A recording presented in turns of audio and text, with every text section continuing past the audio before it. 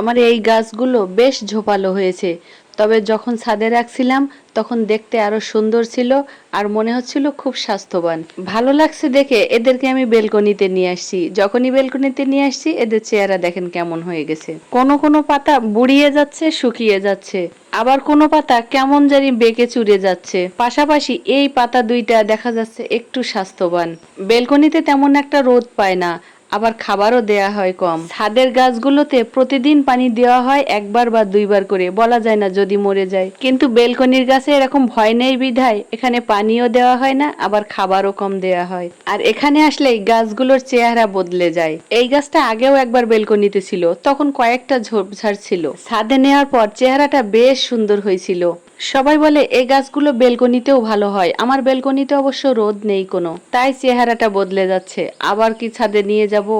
প্রায় সব গাছই বেলকনিতে থাকলে কেমন কেমন হয়ে যায়, তাহলে আমি বেলকনিতে রাখবোটা কি?